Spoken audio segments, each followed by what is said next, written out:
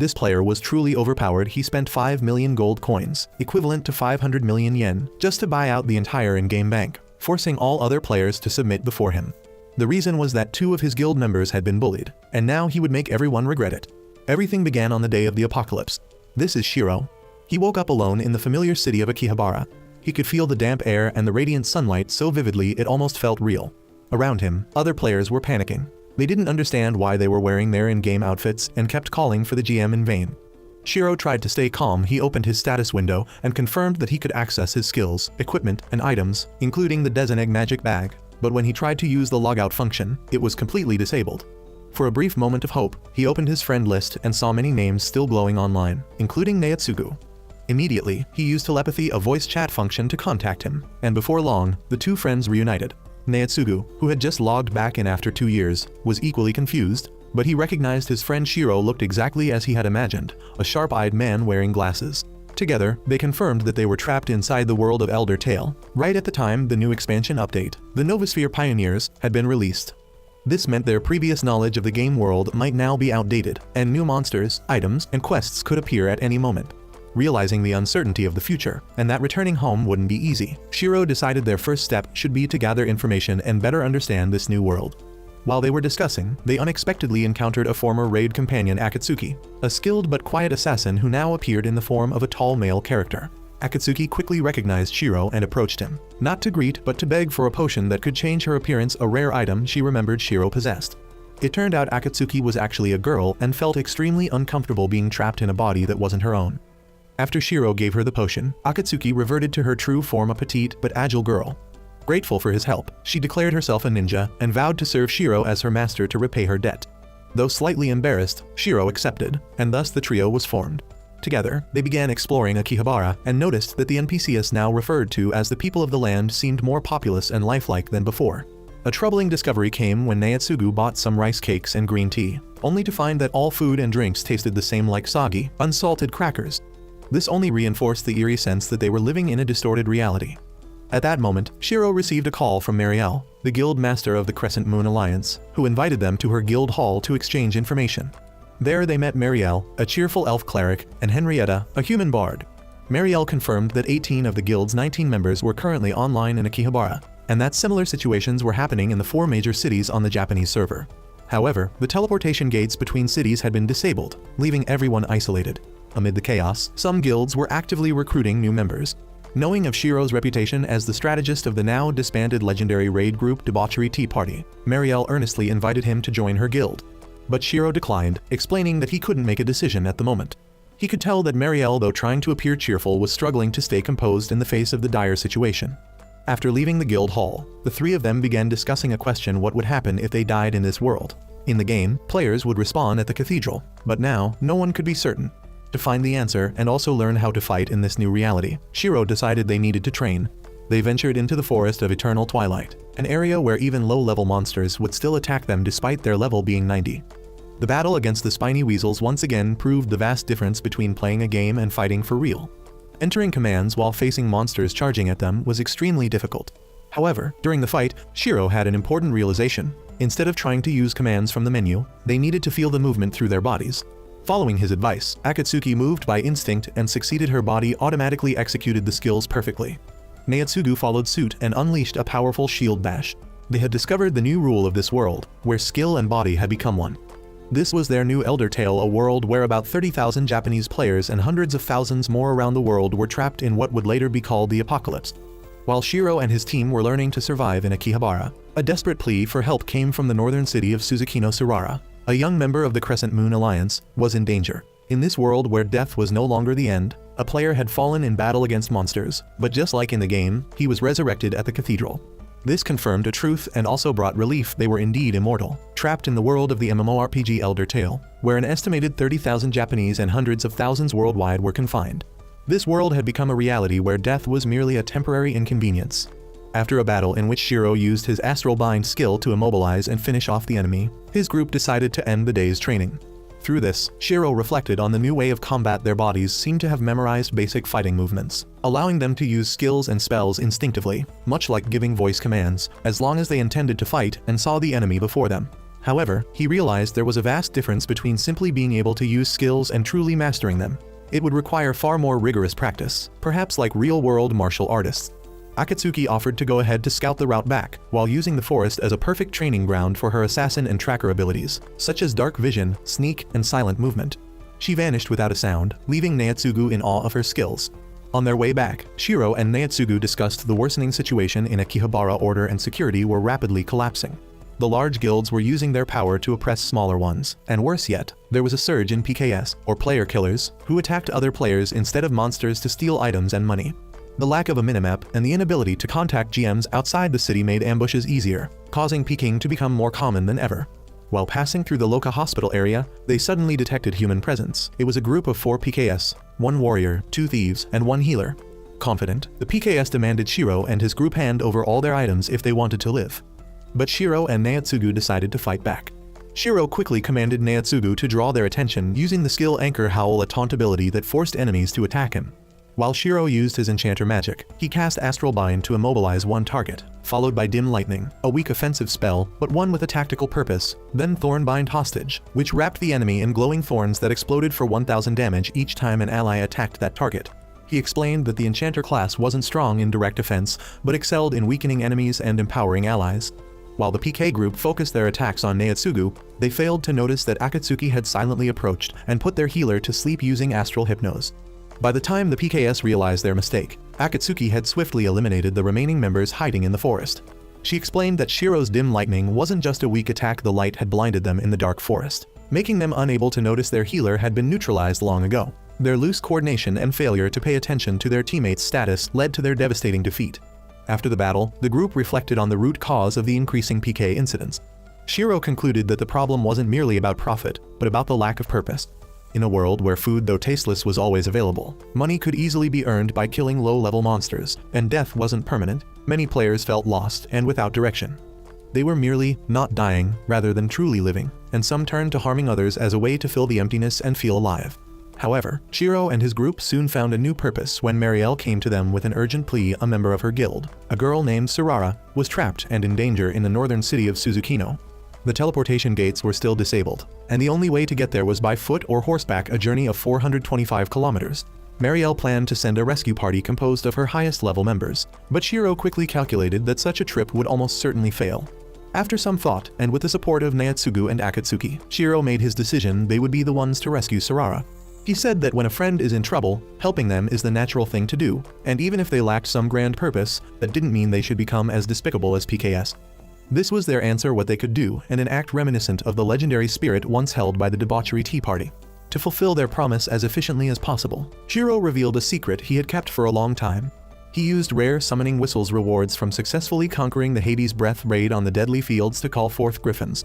These majestic flying beasts would allow them to cover the long journey north much faster than traveling by horse.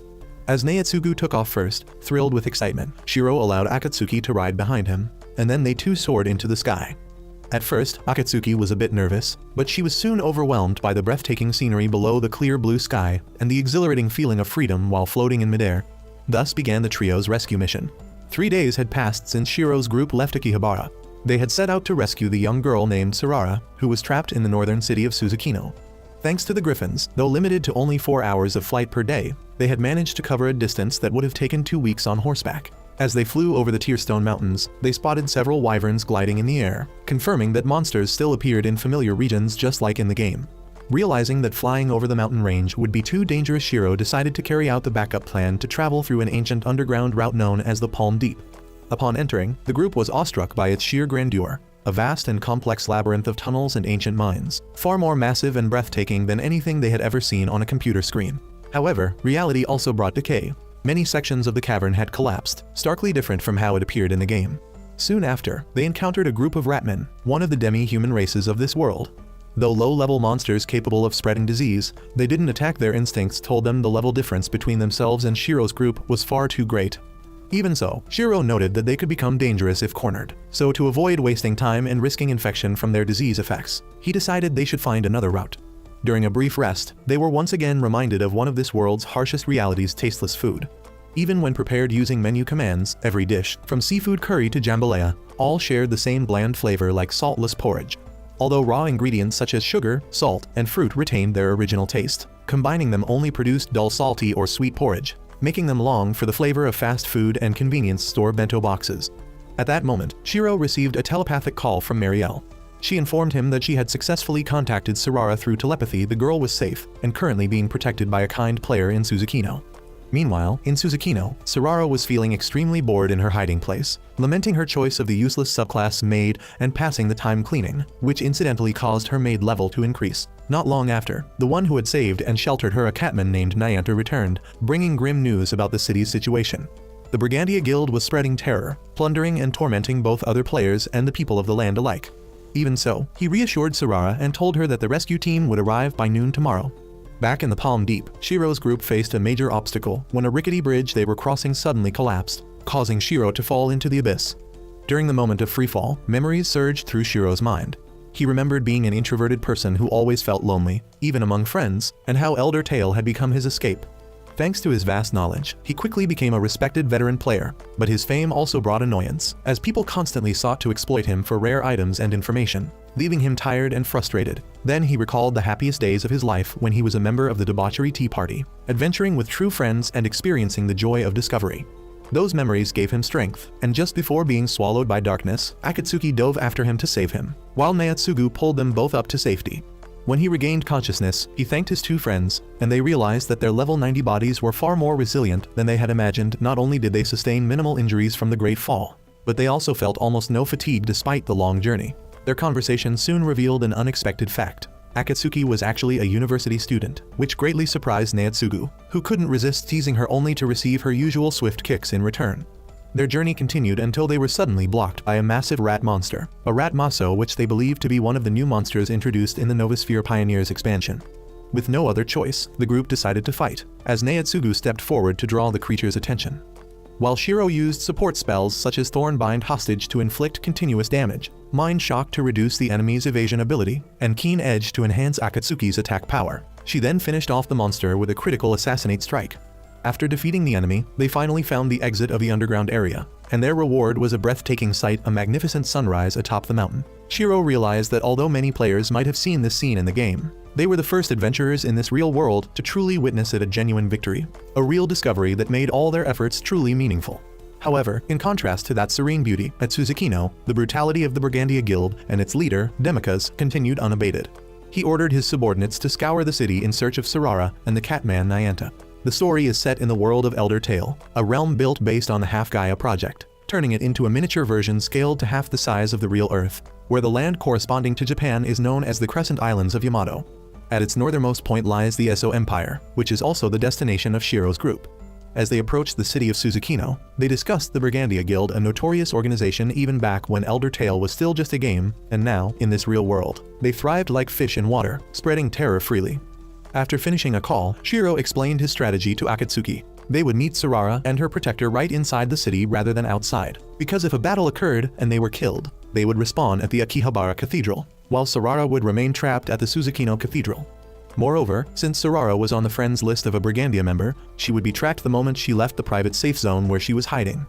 Therefore, they needed to act swiftly and decisively before the enemy could catch up. Following Shirou's orders, Akatsuki used her tracker class skills Hide and Silent move to turn invisible, while the group began their rescue mission. As soon as they entered the city of Suzukino, their presence was immediately detected by Brigandia members who were frantically searching for Sarara.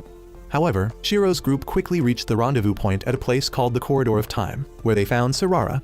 To their surprise, the one who had rescued and protected her was none other than Nayanta, a Catman swashbuckler of level 90, and an old comrade, a respected teammate whom Shirou once called leader during the glorious days of the debauchery tea party.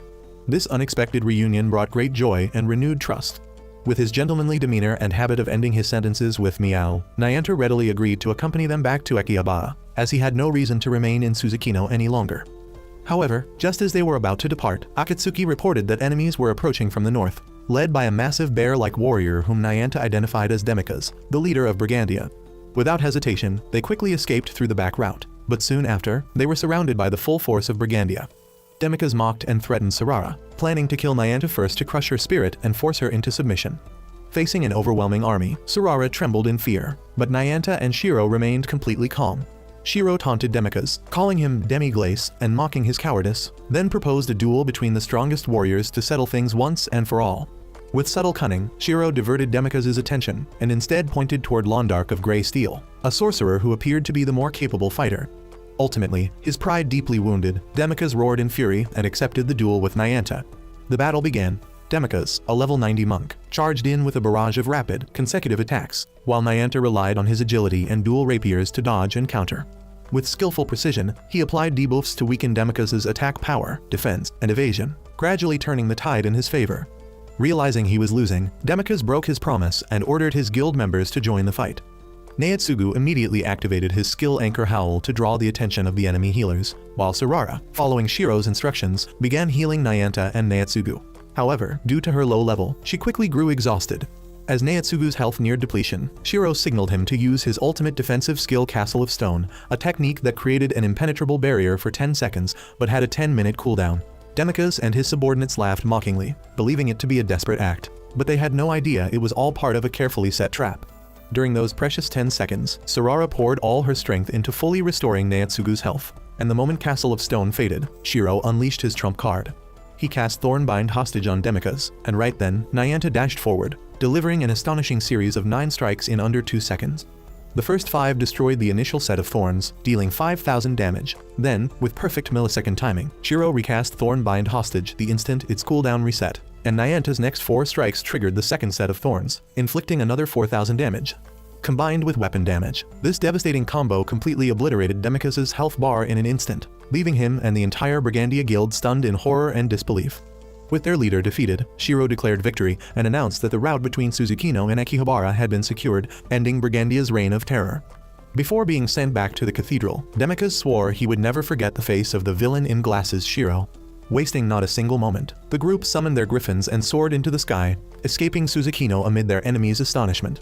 On the journey home, Akatsuki reflected on the extraordinary teamwork she had just witnessed, a flawless strategy executed without a single word exchanged, and together, they headed home, back to Akihabara. In the world of Elder Tale, non-player characters, or NPCs, were typically lifeless entities, endlessly repeating pre-programmed lines, existing only to fulfill their designed roles within the game.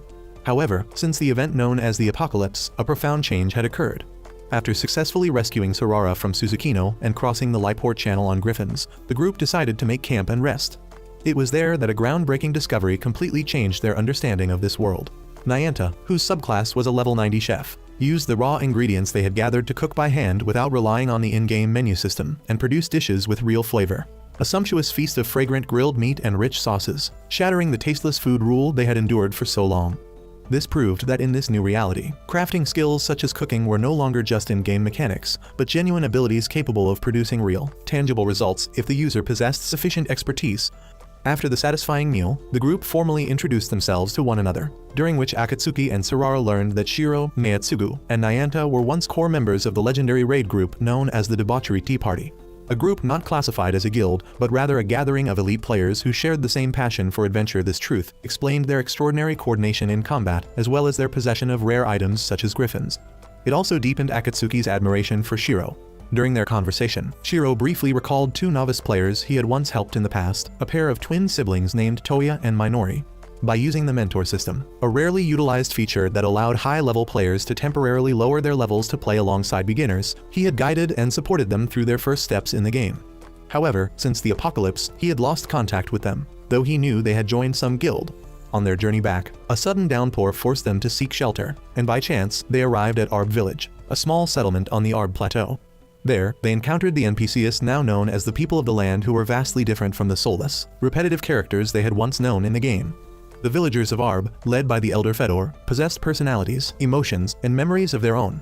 They had families and stories about their lives, such as the tale of how old Fedor bravely crossed a snowstorm to take his daughter-in-law to a clinic to give birth.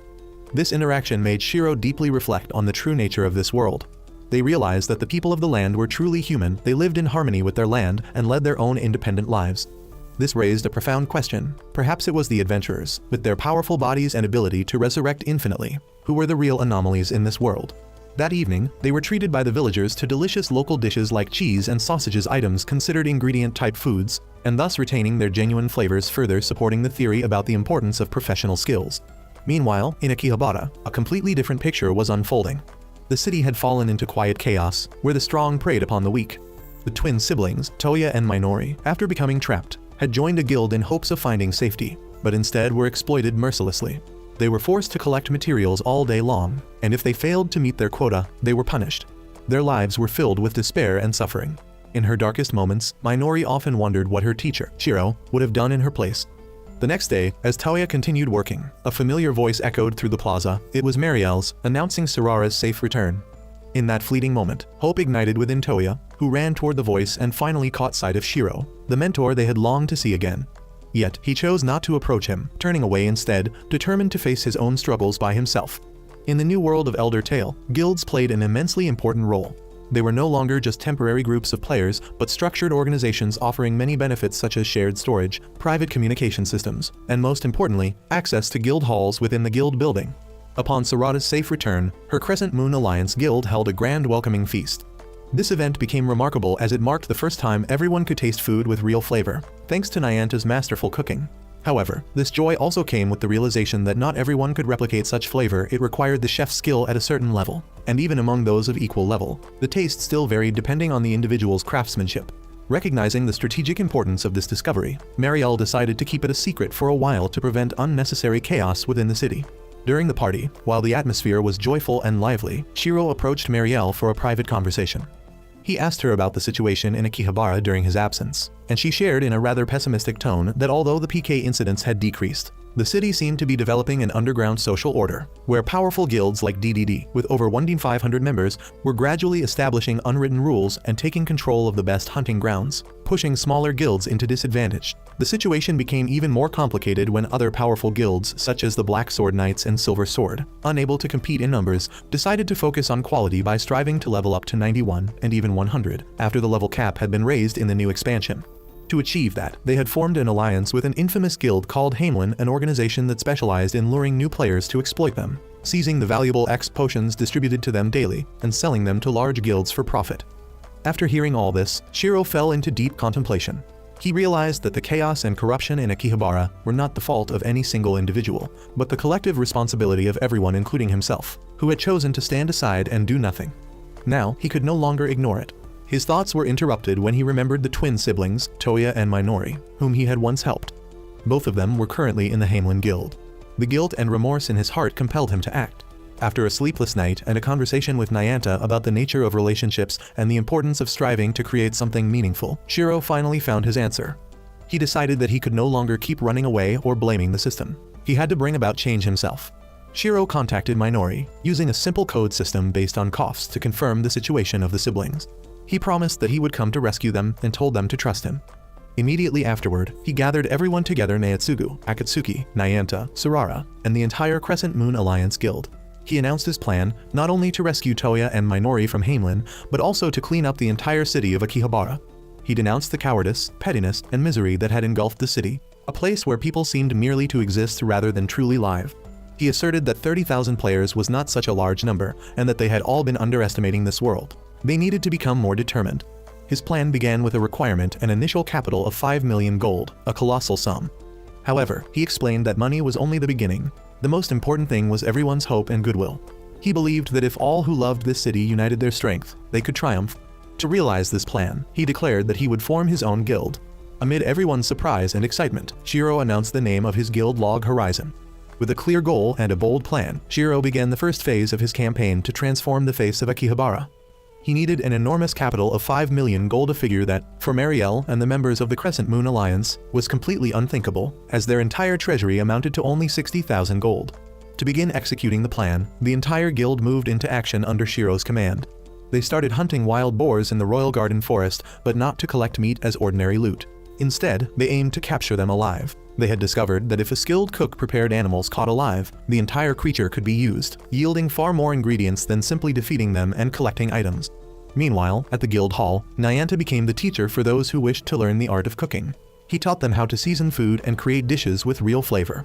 Meanwhile, although Marielle was not accustomed to paperwork, she had to struggle with piles of budgets and documents that Shirou and Henrietta had prepared. Shirou worked tirelessly, drafting detailed plans, gathering information on all the guilds in Akihabara, and assessing their capabilities and manpower, to the point that even Henrietta could not help but admire the ruthlessness and efficiency of his strategy.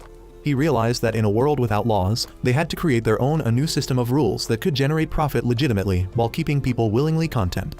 After many days of preparation, the plan was finally set in motion. The Crescent Moon Alliance opened a small food stall right in the central plaza called Crescent Burger, featuring their main dish aromatic, flavorful hamburgers unlike anything the players had ever imagined. Instantly, the humble little stand became a sensation. The people of Akihabara, long tired of tasteless meals, flocked there to once again savor the flavor of real food. They lined up in long queues, and the burgers sold out in the blink of an eye. The resounding success of Crescent Burger not only brought in a massive profit on the very first day, over 43,000 gold, but more importantly, it sent a powerful message to the entire city. It proved that creating high-quality, valuable products was entirely possible, planting a seed of hope in the hearts of Akihabara's citizens for a better life. This event quickly caught the attention of the major guilds, both combat and production alike. They realized that the emergence of real flavored food would completely change the city's economy and balance of power. But for Shirou, selling burgers and earning gold was merely a stepping stone, the first stage of a far greater plan. While the Crescent Moon Alliance was busy running the business, Shirou secretly contacted an old friend, a former member of the debauchery tea party Suzukino Seda, the guild master of the West Wind Brigade, a small but highly elite combat guild. Shirou shared his vision of a new Akihabara, a place where people could live with dignity and purpose, a place no longer viewed as a prison. He needed Suzuki's help, not for selling burgers, but for something far more significant. Though Suzukino did not fully understand Shirou's plan, his absolute trust in his former comrade, the most brilliant strategist he had ever known, led him to agree without hesitation. Shirou's plan was gradually taking shape. Each piece of the puzzle was falling into place. With the support of the Crescent Moon Alliance, the smaller guilds, and now a powerful combat guild like the West Wind Brigade, Shirou was ready for the second phase of his plan, a phase that would go beyond culinary business and profoundly affect the entire social structure of Akihabara. A revolution was quietly being prepared, and the mastermind behind it all was none other than the man known as the Villain in Glasses.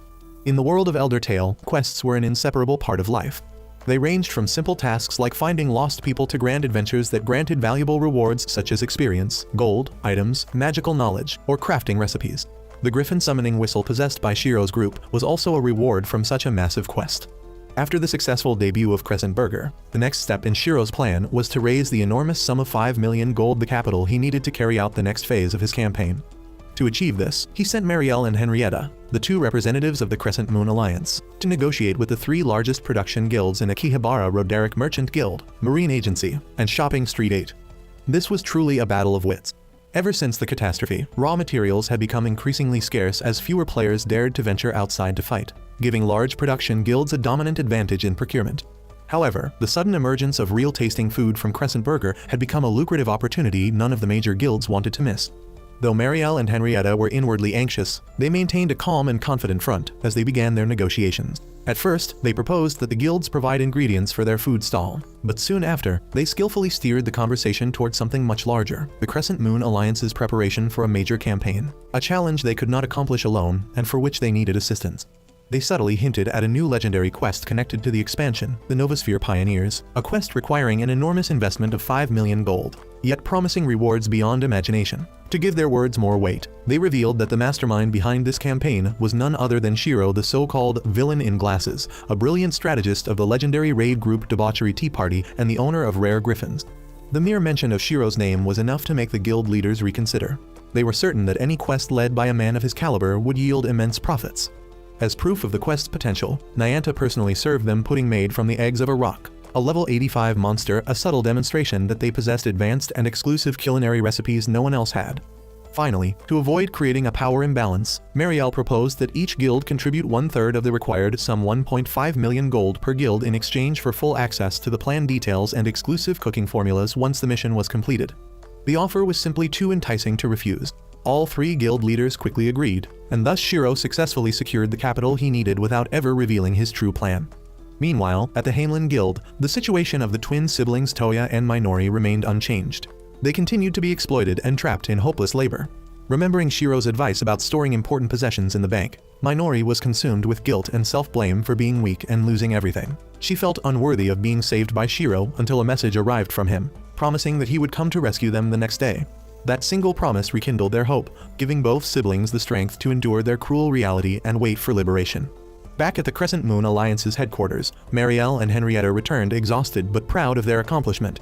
They had flawlessly fulfilled the task Shirou had entrusted to them. Shirou welcomed them back with refreshments, calmly revealing that securing the funds was only the beginning. The real battle was about to begin.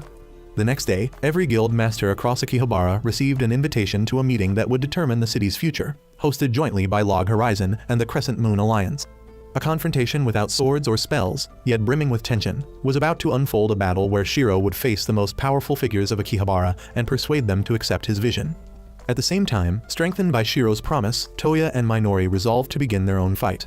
On the eve of the historic event known as the Round Table Conference, the atmosphere within the guild hall was electric with anticipation, as the leaders of Akihabara's mightiest guilds began to arrive, including DDD, Black Sword Knights, Honesty, West Wind Brigade, and Silver Sword, representing the most influential combat guilds of all. Along with Marine Agency, Roderick Merchant Guild, Shopping Street 8, Grandeur, and Radio Market representing the production guilds, and of course, the Crescent Moon Alliance together with the newly established guild Log Horizon, acting as the initiator of the meeting. Shirou, representing Log Horizon, began his speech, but was immediately interrupted by Isaac, the leader of the Black Sword Knights, and William Massachusetts, the head of Silver Sword, who demanded that he get straight to the point instead of wasting time on formal introductions. Shirou then presented the purpose of the meeting to discuss and find solutions for the alarming state of Akihabara since the apocalypse, a world from which they might never be able to return. He proposed the creation of a council to handle the city's collective issues. However, his proposal met with skepticism and opposition from the guild leaders, especially the combat guilds, who claimed that it was a pointless effort similar to the previous attempt of forming an alliance of small guilds, which they believed only served personal interests. They declared that they had no concern for the city's condition since it was merely a place for them to sell items, and afterward, Silver Sword left the meeting. Meanwhile, at the Hamelin Guild, a secret rescue operation was already underway. Following Shirou's instructions, Toya and Minori gathered all the captive novice players and prepared for their escape. Shirou had positioned Akatsuki and Nayatsugu at strategic points to provide support, and more importantly, he had gained control over the entire guild building, turning it into a safe zone. Back at the meeting, Shirou continued to clarify his true intent. He asserted that he had no desire to form an alliance for the benefit of a few, but instead aimed to improve the overall situation of Akihabara for everyone. He exposed the exploitative practices of guilds like Hamelin and compared them to the lawless chaos in Suzukino, emphasizing the urgent need for laws created and enforced by the players themselves. A heated debate broke out, and when questioned about how the council's decisions would be implemented, Shirou revealed his trump card. He declared that he had purchased the entire guild building, shocking everyone present. With ownership of the area, Shirou held complete control over who could enter or leave, including access to the bank where most players stored all their assets. This was an incredibly strategic move, turning him from a peace advocate into someone who could effectively hold the entire Akihabara player community in check. He bluntly stated that anyone opposing the Round Table Conference would be banned from the guild building, effectively freezing their assets. Faced with this threat, the guild leaders had no choice but to stay and listen. At the same time, the escape from Hamelin had begun. Toya and Minori applied the tactics Shirou had taught them, facing off against Hamelin's members. Toya used his samurai skills to silence the enemy, while Minori used defensive barriers to buy time for the others to flee. They successfully reached the exit, where they were greeted by Xiaoyu and Heen, two members of the Crescent Moon Alliance sent by Shirou for backup. However, they were stopped by Schrader, a member of Hamelin, who brutally attacked Toya. At that moment, Akatsuki appeared and swiftly defeated Schrader. Simultaneously, Shirou, using his control over the area, locked all Hamelin members out of the guild building, completely ending their reign of oppression. With all the novice players successfully rescued, Shirou's battle at the Round Table Conference also reached its conclusion. He had succeeded in compelling the major guilds to take part in establishing a new order for Akihabara, with two main objectives: restoring life to the city and creating laws that would bind everyone together. And thus, the battle to reclaim the future of Akihabara officially began, with Shirou, the man known as the glasses-wearing villain, standing at the center of it all. After the Round Table Conference, Akihabara began to witness positive changes. A week passed, and the city seemed to have been reborn, filled with life and hope, all stemming from Shirou's persuasive speech. At the conference, he revealed a revolutionary secret: the ability to create items and technologies that had never existed in Elder Tale. As long as players possessed the necessary expertise, they could craft anything using the materials available in this world.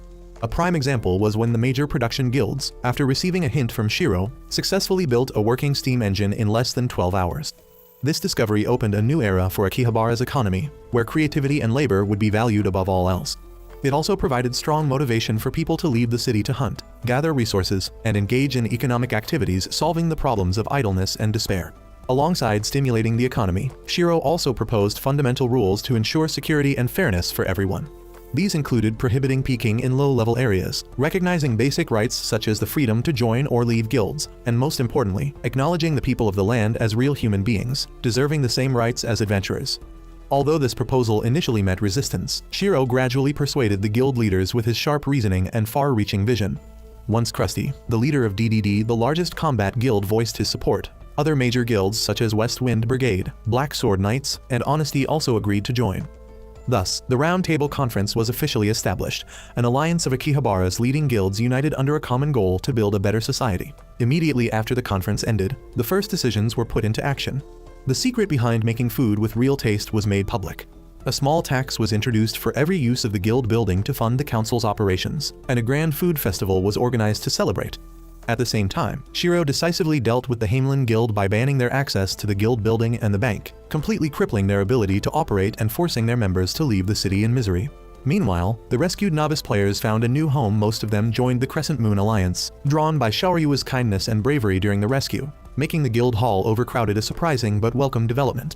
At the same time, Log Horizon welcomed 2 new members, none other than Toya and Minori. The siblings, without hesitation, came to ask for admission into the guild of the teacher they deeply admired. Facing their sincerity and determination, Shirou, now as a guild master, could not refuse and gladly accepted them. That evening, under a starry night sky, the old and new members of Log Horizon gathered around Nyanta's spicy curry, sharing a warm and peaceful moment that marked a new beginning. However, peace did not last long. News of Akihabara's transformation reached the ears of the people of the land's kingdoms. They began sending envoys to investigate, and soon, a formal invitation from Eastal, one of the powerful kingdoms, arrived at the Round Table Conference. In the days that followed, life in this new world continued to move forward. During a training session for Log Horizon's new members, Toya and Minori, under the strict yet caring guidance of Nayatsugu and Akatsuki, gradually grew accustomed to their roles within a party. They learned the importance of coordination and understanding each class's strengths and weaknesses. Meanwhile, at Log Horizon's headquarters, Shirou continued his tireless research. He was not only searching for a way to return to the real world, but also striving to understand the true nature of this new one. He experimented with his scribe skill, hoping to create things that transcended the limits of the game, just as the chefs and craftsmen had already done. The unexpected peace was broken by an emotional outburst from Marielle, who had grown exhausted from paperwork and longed for a summer vacation.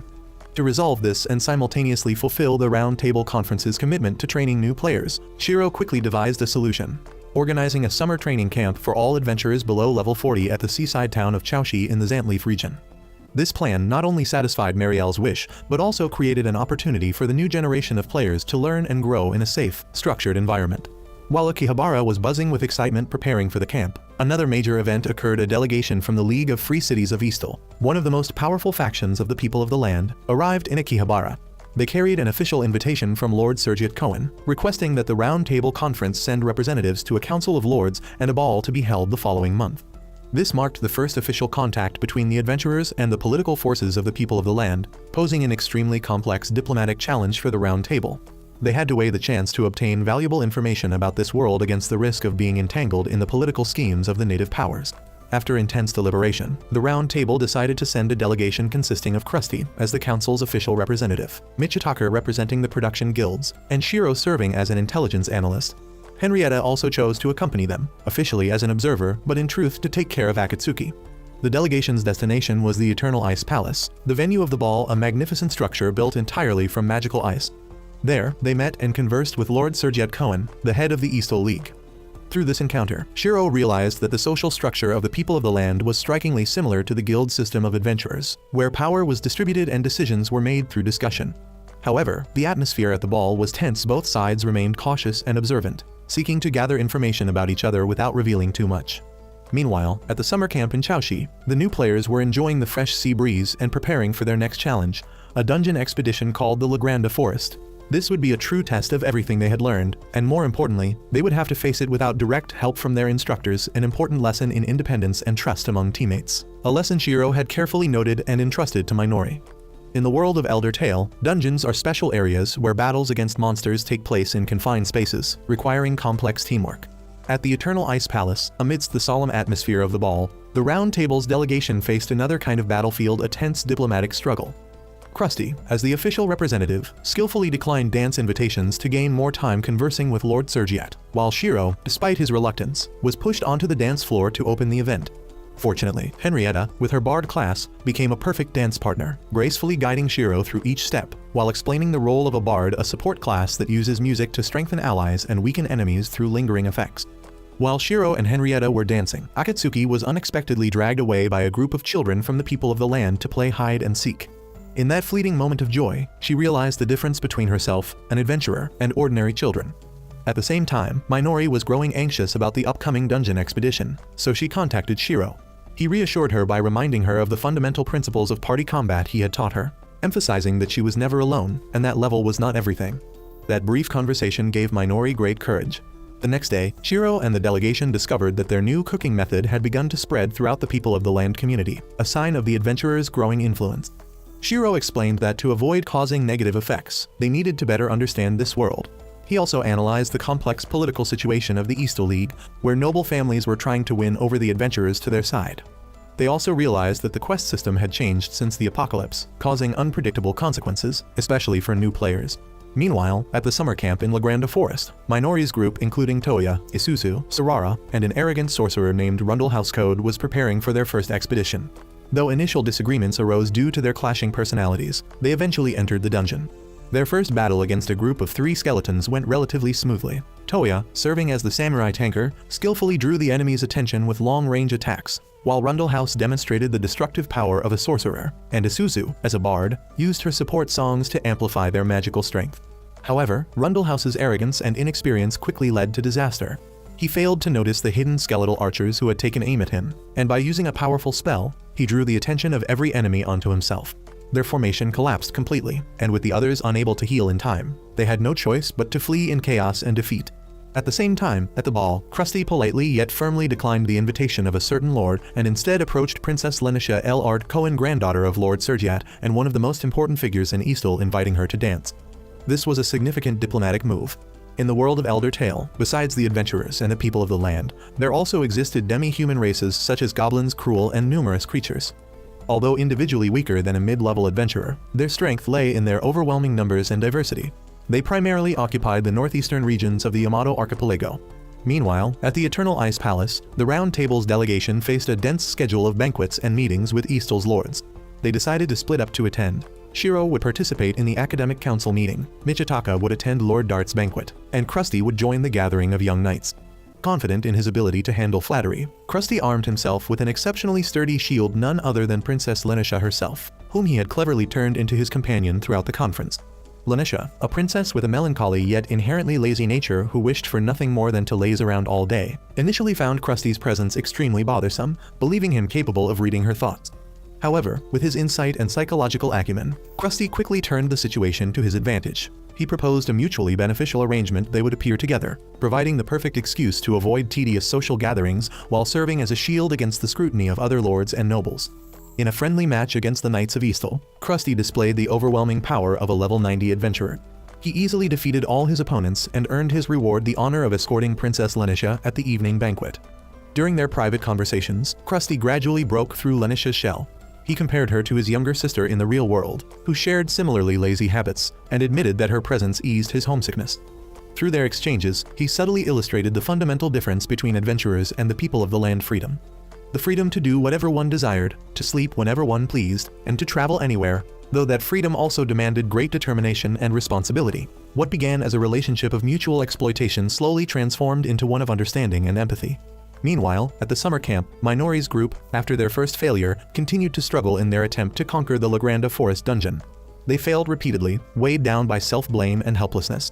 Isuzu even began to doubt her own strength, wondering if she was too weak and lacked potential. Despite her own anxiety, Minori strove to remain steadfast, believing this was a trial they had to overcome on their own. At the same time, the battle of wits between the Round Table Conference and the Eastal League continued.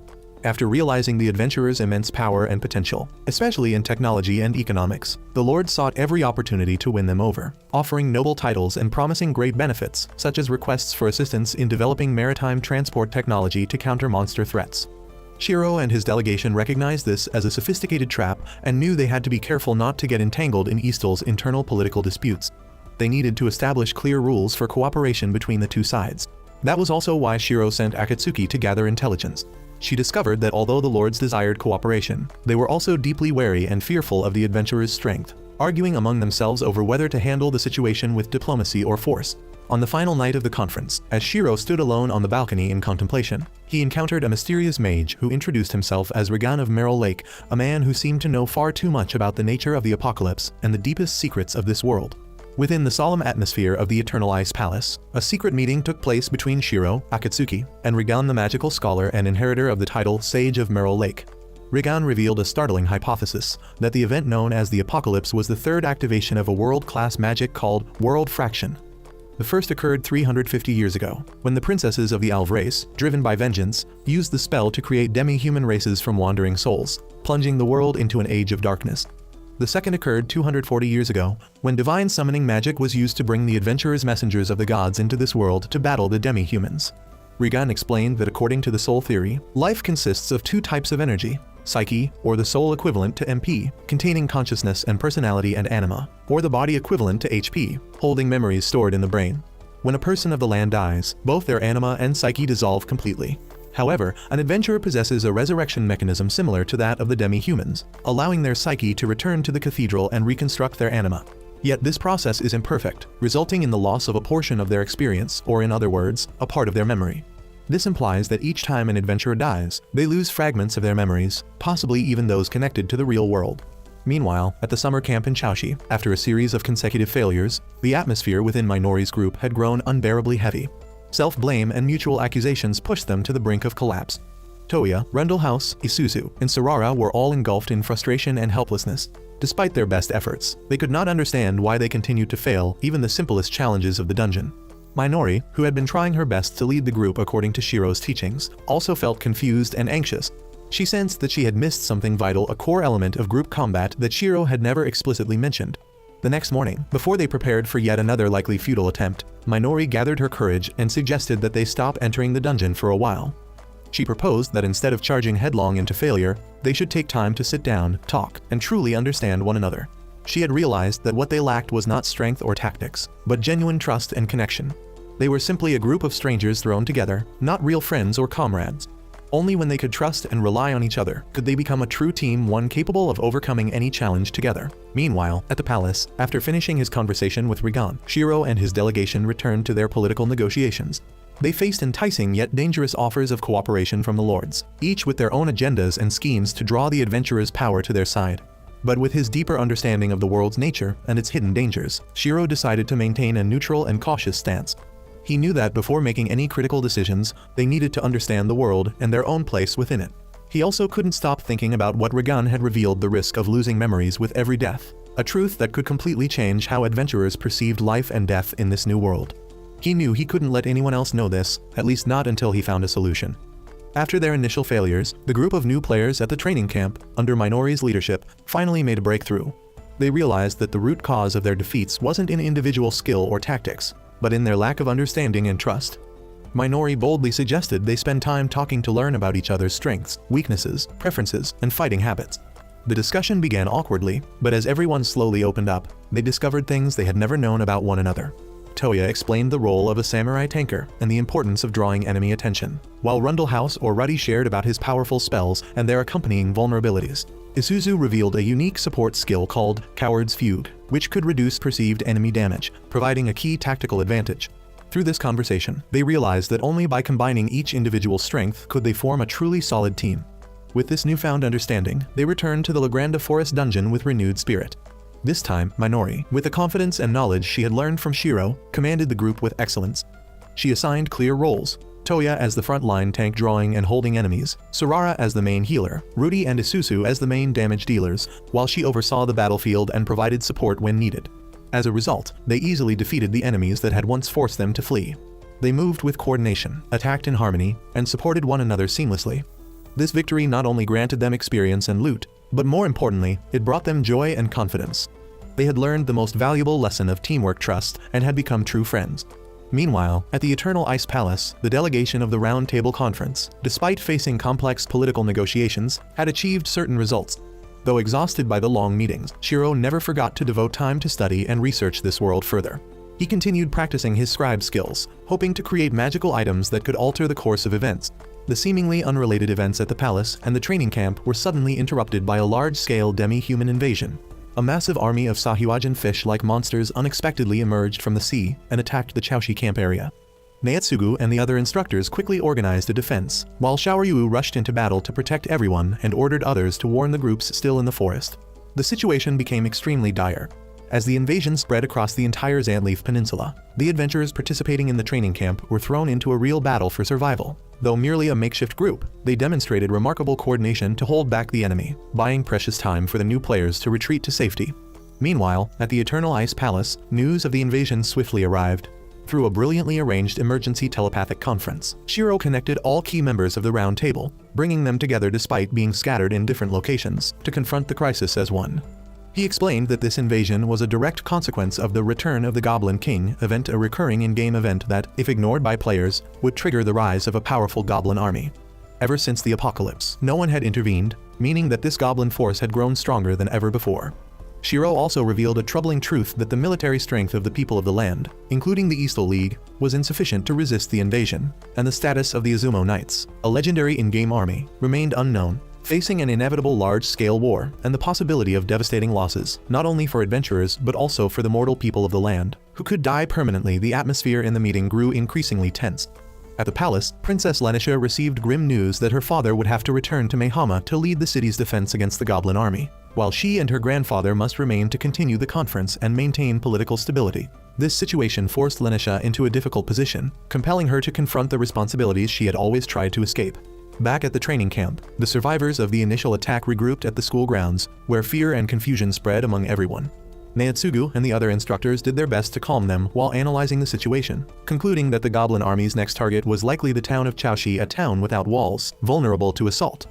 A heated argument broke out among the new players. One side argued for retreat to save their lives, while the other, led by Toya, insisted they couldn't abandon innocent people. In that critical moment, Minori proposed a daring plan. Instead of defending an indefensible town, they should take the initiative to strike first, disrupt the enemy's plans, and seize the advantage. It was a reckless decision, but it also showed the growth and sense of responsibility of these young adventurers. They had realized that as adventurers, they possessed power, and with that power came the duty to protect the weak, even when no one asked them to, and even when there was no reward. At the same time, Shirou also made a decision. He shared a secret he had just discovered. Every time an adventurer dies, they lose a portion of their memories from the real world. This revelation caused a huge shock, but Krusty firmly declared that fear was not an option, and that inaction out of fear of risk was far worse than death itself. He shared his own experience, admitting that he had already lost some of his memories, yet that did not stop him. Krusty's words reignited everyone's courage, helping them overcome fear and focus on finding a solution. Nayatsugu and Nayanta, though fighting on a different battlefield, also arrived to support the new players, and as adults, they respected Minori's decision. They granted her the freedom to carry out her plan, understanding that freedom is a privilege of adventurers, one that comes with responsibility and determination, and they believed Minori was ready to shoulder that responsibility.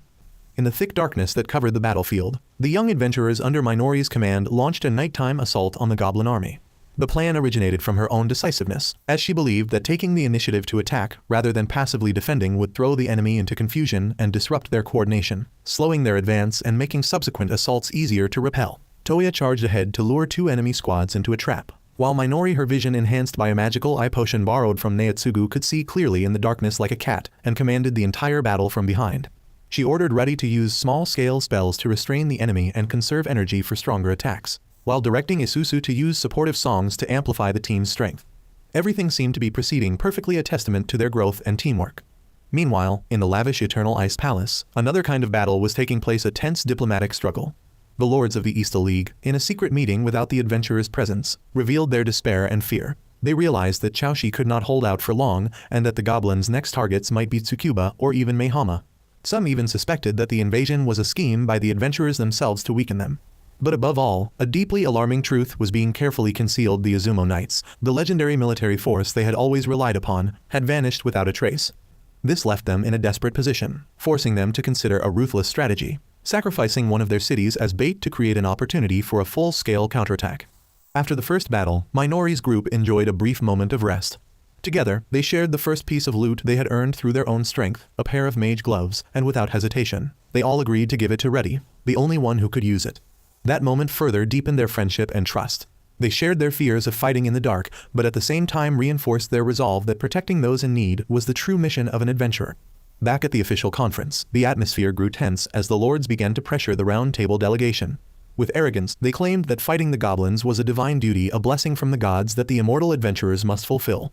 Such conceited words enraged Michitaka, who could no longer contain his fury. He bluntly declared that they were not citizens of the Eastal League and had no obligation to obey anyone's orders, that they were not disposable pawns to be sent into battle simply because they were immortal. For none of the lords knew the painful truth that every time they died, the adventurers would have to pay a terrible price. The heated confrontation brought the negotiations to a complete deadlock until, at that very moment, someone no one expected appeared. Princess Lenisha. Long regarded as a lazy and timid girl, she stepped into the grand hall with unwavering determination in her eyes. She declared that she herself would go to Akihabara to call upon a volunteer army. Her words shocked everyone present and shattered the impasse in the negotiations.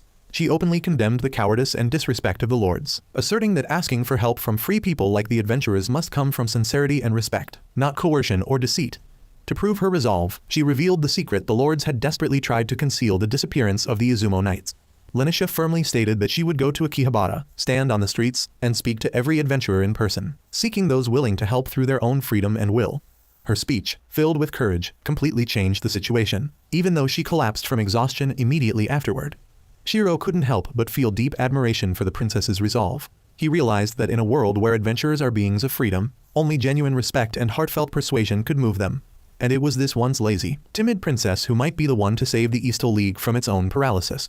When Princess Lenisha first set foot in the bustling city of Akihabara, she couldn't hide her astonishment and a tinge of fear at such a completely foreign world.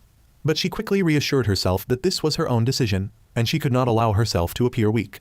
After ensuring her safety, Krusty temporarily returned to his guild headquarters, entrusting the princess to Shirou and Akatsuki, who would accompany and support her in her first steps in the city.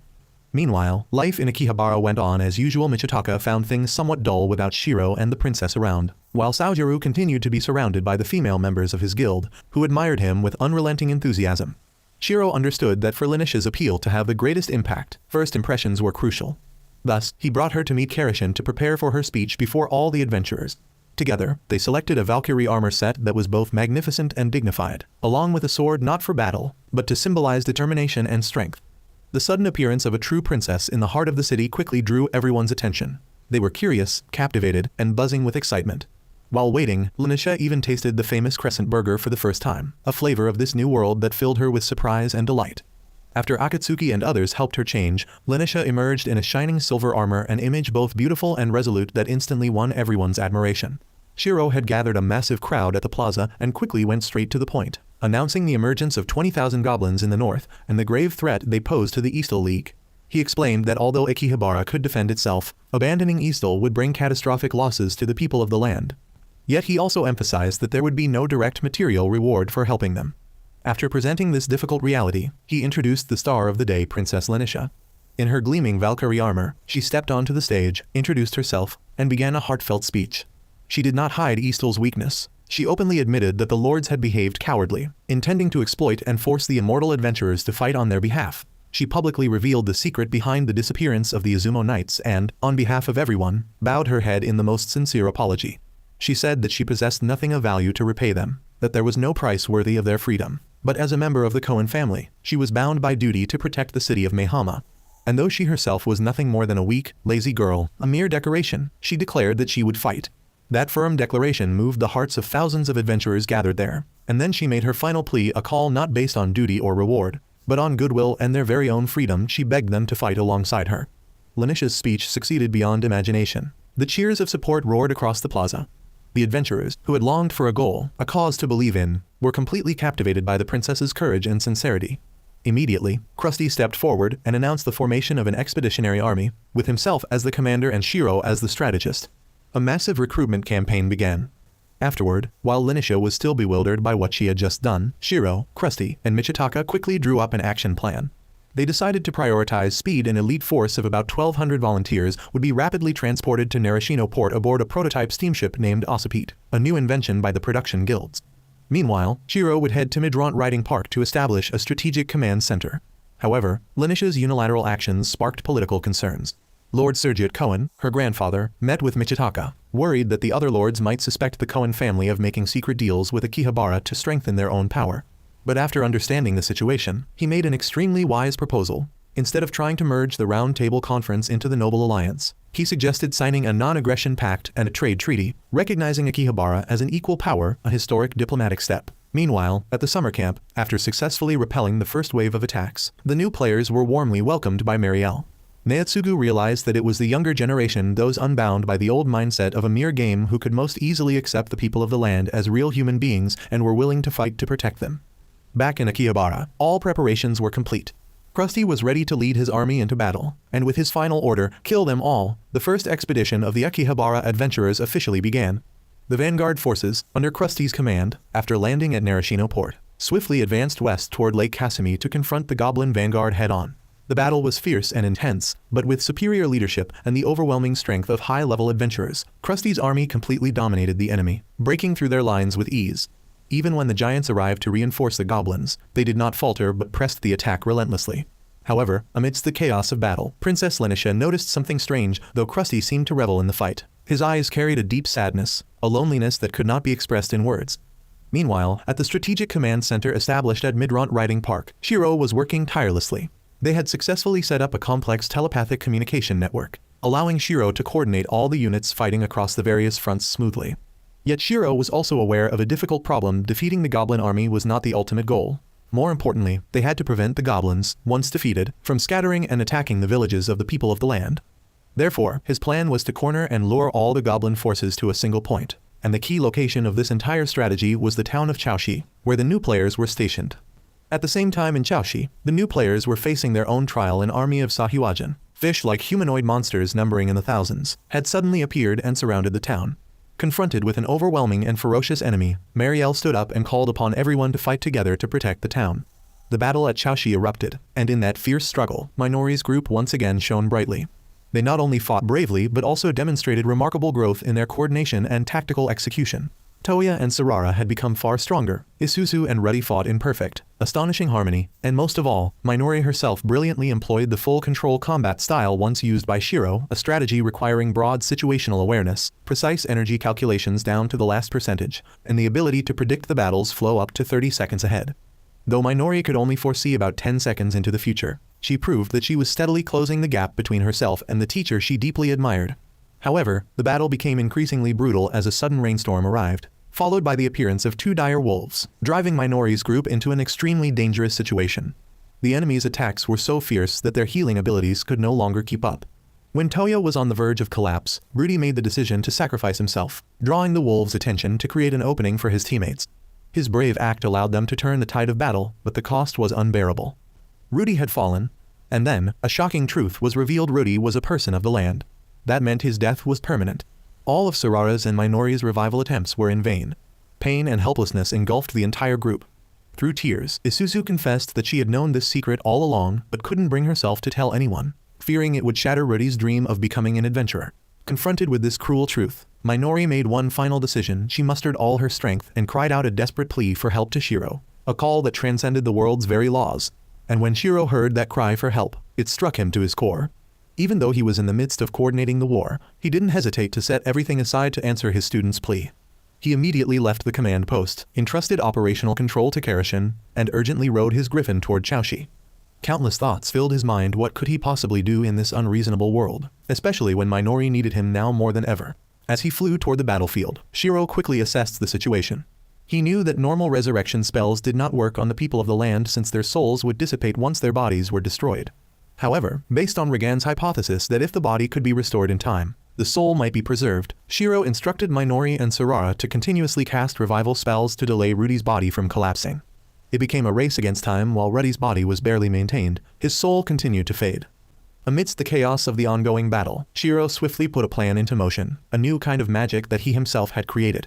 He had prepared in advance a contract written with the most refined magical materials, the paper of the Fairy King and ink made from the eye of the Time Dragon, in order to perform a ritual that had never been attempted before. Upon arriving, Shirou instructed everyone to form a defensive circle, and with Isuzu's song providing energy recovery, he began the ritual. First, using his enchanter ability, Mana Channel, he absorbed a fragment of the souls of every member present including his own, and then transferred a portion of that combined soul energy into Rudy. He then used a rare resurrection incense to forcibly reconnect Rudy's soul and body, turning him into a semi-undead state for 3 minutes. Rudy awakened, but he knew his time was short. Calmly accepting his fate, he prepared to say goodbye, but Shirou refused to let him. He scolded Rudy for his lack of resolve, telling him that what he learned in the dungeon wasn't tactics, but the will to survive. Then, Shirou presented a contract, a magical document capable of altering the world's very laws. The contract declared that Rudy would become a member of the Log Horizon Guild, and in exchange, he would be granted the status of an adventurer. It was an incredibly dangerous decision, but Rudy didn't hesitate. He firmly stated that his greatest wish was to become an adventurer, someone who could help others. With Isusu's help, Rudy signed the contract, and immediately after, he collapsed once more. Shirou explained that to complete the pact, Rudy needed to die one final time, and afterward, he would revive at the cathedral as a true adventurer. Meanwhile, Krusty's vanguard forces continued their advance, annihilating the Goblin general's army and clearing the path for the final battle against the Goblin king. Back in Chaoshi, after a long and exhausting fight, the expeditionary force finally arrived and swiftly defeated the Sahuagin army, bringing victory and peace to the town. Some time later, inside the cathedral of Akihabara, Rudy awoke. On his status board now appeared a new line subclass, Adventurer. His dream had come true. He had become someone like Isusu, like Shirou, a true adventurer. In that joyous moment, Isusu appeared, scolding him out of worry and anger for his reckless act. But behind her words lay relief and deep concern. Their bond had entered a new chapter. With the great victory secured, a grand ball was held to celebrate, marking a new beginning for both Eastal and the Round Table Conference. 1 month after the triumph, a festive atmosphere filled the Eternal Ice Palace, where a lavish banquet was held to honor the successful alliance between the free cities of Eastal and the Round Table Conference. Yet amidst the lively laughter and celebration, Akatsuki felt a quiet sadness because once again, Shirou had chosen to remain in the shadows. He had skillfully declined to attend, leaving the spotlight to Krusty, who always shone brilliantly and served as the perfect representative in such grand occasions. Inside the glittering hall, the feast continued in full cheer. Nayanta, Nayatsugu, and the others joyfully enjoyed the exquisite dishes, the delicious fruits of their own discoveries. Outside, children were gathered around a storyteller, who skillfully wove tales of the heroic events that had just taken place, turning the fierce war into a legend of heroes, especially the story of a young man who had transcended death itself to become an adventurer, thanks to a new kind of magic created by a great mage. That mysterious mage, of course, was none other than Shirou. As Shirou passed by and happened to overhear the story, the storyteller suddenly stopped and vanished. Later, Shirou met with Rigan, not only to celebrate the victory, but also to be formally recognized for having successfully created a new type of world-class magic, a power capable of altering the laws of existence. However, Rigan also brought disturbing news. He revealed that a similar surge of immense magical energy had just been detected far to the west in the city of Minami, a region under the control of a powerful guild and protected by the Holy Empire Westaland, a nation historically connected to the Koen family. This information, combined with what Shirou had just learned about a large-scale event called the Demon Festival of the Vermilion Bird Gate taking place in the west, made him realize a startling truth. While Akihabara was gradually settling into stability, other major upheavals were quietly unfolding across the Yamato archipelago, and he had to prepare for the new challenges that could strike at any moment. Pausing amidst his stream of strategic thoughts, Shirou left and joined the party. Akatsuki soon found him, and they had a private conversation. There, Shirou sincerely expressed his gratitude to her, admitting that it was thanks to her being by his side, from protecting him in every battle, gathering vital intelligence, to sharing with him his deepest secrets, that he was able to come this far. His words, though somewhat clumsy, were filled with genuine sincerity, stirring Akatsuki's heart. And in that moment, as the gentle melody of the old Elder Tale theme song played, Shirou did something he had never done before. He invited Akatsuki to dance. The dance might not have been perfect, even a little awkward, but it was the clearest testament to their special bond and the respect he held for her. Meanwhile, the dance floor grew livelier as other couples joined in. Krusty and Lenisha opened with an elegant waltz. Nayanta gently guided Sarara, who, after some hesitation, decided to continue dedicating herself to the Crescent Moon Alliance instead of joining Log Horizon, so she could care for new players, a decision that showed her growth and sense of responsibility. Rudy and Isusu also shared a dance of their own, marking a new beginning in their relationship.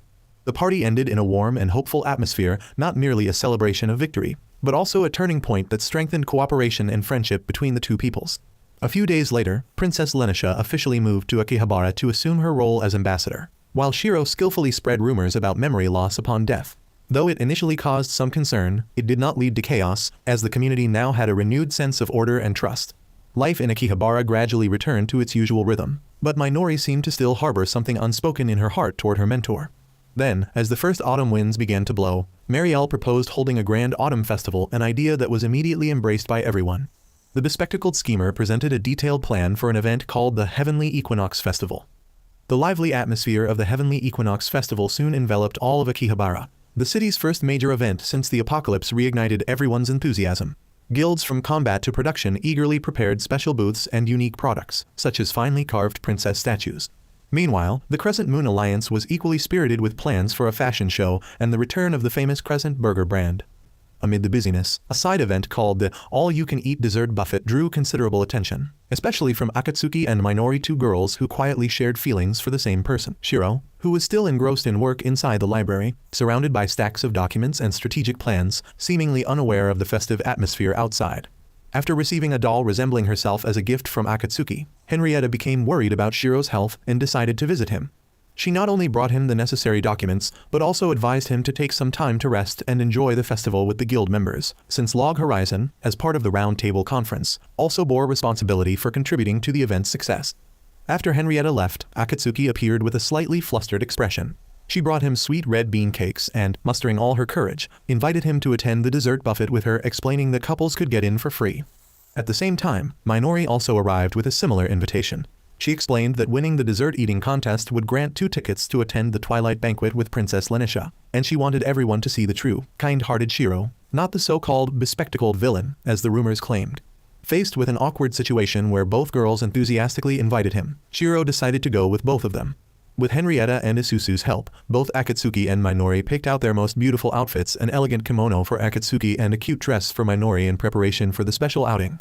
The dessert buffet finally began, but it was nothing like what Shirou had imagined. He not only had to endure the pressure of people's curious stares, but also the overwhelming enthusiasm of both Akatsuki and Minori, who kept feeding him cakes one after another, putting him in an extremely awkward situation. After that tense battle, they left the cafe, and Minori quietly slipped away first to give the two of them some private space. Upon returning to his office, Shirou couldn't stop thinking about his role as a guild master, and decided he needed to spend more time with his members. While lost in thought, he encountered Akatsuki again. They had a brief conversation, and during that moment, Akatsuki, perhaps unintentionally, acted a bit affectionately toward Shirou. This was witnessed by Minori, who was just about to bring tea to him. Startled, she quickly turned away. In a burst of jealousy, she impulsively thought that Shirou belonged to her, but she soon realized her mistake and ran off in tears. Toya found his sister sobbing uncontrollably. He wasn't surprised to learn that she liked Shirou. It was, in fact, quite obvious. He comforted Minori, telling her that liking someone wasn't a bad thing, and that even though it hurt, she hadn't done anything wrong. His gentle words calmed her down, and Minori realized she hadn't lost yet, that there were still many things she could do to pursue her feelings. On the second day of the Heavenly Equinox Festival, Akihabara grew even livelier and more festive. Each member of Log Horizon had their own plans. Nayatsugu busied himself with his food safety inspection that was clearly an excuse to eat. Isuzu and Rudy enjoyed the festival together like a real couple, and Toya helped out at the Crescent Moon Alliance booth. Meanwhile, Shirou was still buried in paperwork, and only Minori had her own plans. However, the first signs of trouble also began to appear as cultural and social differences between the adventurers and the people of the land started to surface. While enjoying street food, Nayatsugu and Akatsuki had to intervene in a dispute between a merchant from the people of the land and an adventurer. A visibly tired Henrietta was rushing to prepare for a fashion show, not forgetting to assign Akatsuki the role of model, while Lenisha, as an ambassador, was gradually adapting to her new duties and preparing for the Twilight Banquet. Meanwhile, Minori was diligently assisting Karashin at the Crafting Guild Council office, which was overwhelmed with an enormous workload. There, she demonstrated remarkable improvement since becoming Shirou's student. With her apprentice scribe skill, she efficiently organized and processed the mountain of documents, proving that becoming Shirou's pupil had been the right choice.